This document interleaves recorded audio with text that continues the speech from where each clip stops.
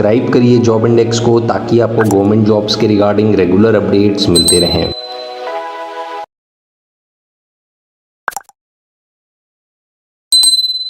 इस वीडियो में हम डिस्कस करेंगे कि इंडियन आर्मी में सोल्जर का प्रमोशन जो सिपाही बनकर आता है, राइफलमैन बनकर ज्वाइन करता है, उसका कैसे होता है और हवलदार बनने में उसको कितना टाइम लग जाता है।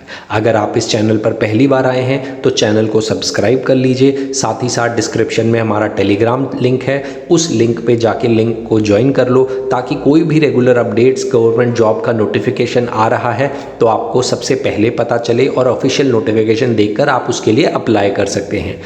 हमने बहुत सारा कंटेंट इस चैनल पे डाला है आर्मी से रिलेटेड, जो आपको फैक्ट या चीज़ें पता नहीं होती, पता करनी होती है। सैलरी से लेके वर्क स्टाइल कैसा होता है, लाइफ कैसी होती है, तो आप इस चैनल पे देख सकते हैं। अगर आपकी कोई क्वेरी है तो आप नीचे कमेंट करके हमसे पूछ सकते हैं। तो इस वीडियो में हम डिस्कस करेंगे कि इंडियन आर्मी में जो सोल्जर होता है, जो सिपाही होता है, जो सिपाही होता है, जिसको राइफलमैन कहते हैं, जो भर्ती होता है स्टार्टिंग में 10th का एग्ज़ाम देके जीडी या टेक्निकल में, उसका प्रमोशन कैसे होता है और वह क्लर्क में हो या जीडी एंट्री में हो, वह हवलदार कितने टाइम पे बन जाता है। थोड़ा बहुत डिफरेंस होता है, टेक्निकल का प्रमोशन थोड़ा जल्दी होगा, क्लर्क का प्रमोशन जीडी से थोड़ा आगे हो सकता है, पर मोटा मोटा मैं आपको इसमें बताऊंगा वीडियो में कि कैसे होता है प्रमोशन। तो सबसे पहले तो जब आप आर्मी में भर्ती होते हो, यानी आप 10th के बाद जब पूरी भर्ती की प्रक्रिया कंप्लीट करके इंडियन आर्मी ज्वाइन करते हो तो आपको ट्रेनिंग में डाल दिया जाता है। लगभग 1 साल की आप ट्रेनिंग करते हो। उसके बाद जब आप अपनी पहली यूनिट में पोस्टिंग जाते हो या काम करते हो, राइफलमैन यानी सिपाही की तरह आपकी ड्यूटी होती है। आपको जो काम बोला जाए वो आपको करना पड़ता है, सारी चीज़ों में आपको एक्टिव रहना पड़ता है। वह जो आपका टेन्योर होता है वह आप पे बहुत ज़्यादा थोड़ा सा लोड दे सकता है, स्ट्रेस दे सकता है। आपको राइफलमैन या सिपाही कहा जाएगा, सिपाही कहा जाएगा। वह आपको लगभग 4 से 5 साल तक उस तरह से सिपाही बनकर रहना पड़ता है। आपको हमेशा एक्टिव, हमेशा सोल्जर की तरह लाइफ जीनी पड़ती है। उसके बाद जब आपका प्रमोशन हो जाता है, सिपाही से आप लांस नायक बन जाते हो, तो आपकी जो यूनिफॉर्म, अभी तक आप प्लेन यूनिफॉर्म पहनते थे, कोई आप बैच नहीं लगाते थे, लेकिन अब आप ये एक फत्ती लगाओगे।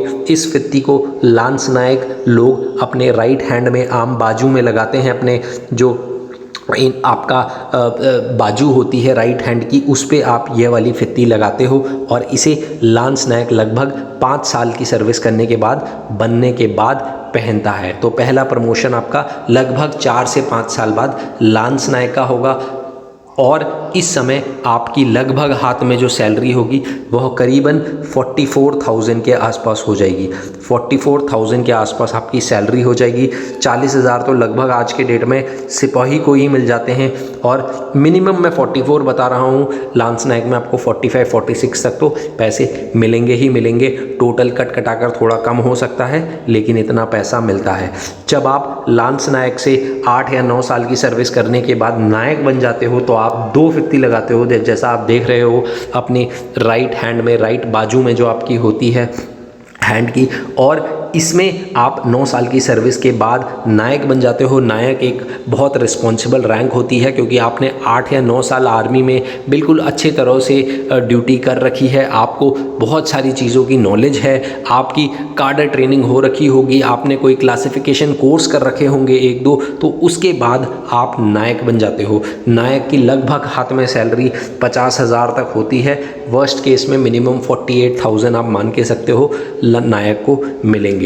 लेकिन एक बार नायक बन गए, नायक के बाद हवलदार बनने में आपको फिर 4 से 5 साल का टाइम लगता है। हवलदार एक senior most non commission officer rank होती है और हवलदार बहुत ही एक रिस्पॉन्सिबल नौकरी है, बहुत ही रिस्पॉन्सिबल रोल है इंडियन आर्मी का, जहां एक हवलदार पूरी तरह से ग्रूम होता है मिलिट्री एटीट्यूड में, मिलिट्री बियरिंग में, और उसको पता होता है किस तरह से सारा काम करा जाता है। अगर एक फुली क्वालिफाइड हवलदार है तो वह लगभग 13 से 14 साल में हवलदार की रैंक में नायक हवलदार बन जाता है। आपकी लगभग हाथ में सैलरी 55 से 56,000 तक होगी। लगभग आप जब हवलदार बन जाओगे, इन हैंड आपको 56-57 तक आपके हाथ में सैलरी आएगी जस्ट आप जैसे ही हवलदार बनोगे। आज की डेट में आप हवलदार बनने के बाद 3 फित्ती अपने राइट वाले शोल्डर में पहनते हो और हवलदार की 3 फित्तियाँ होती हैं जैसे आप ये देख रहे हो।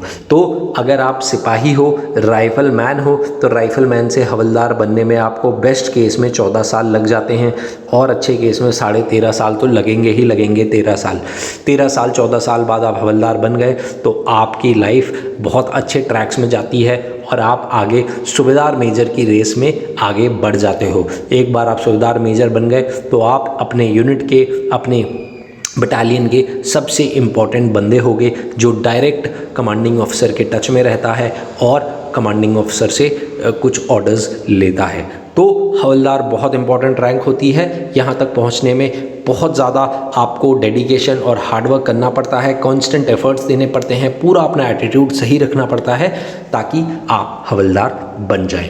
आई होप यह वीडियो आपको हेल्पफुल लगी होगी।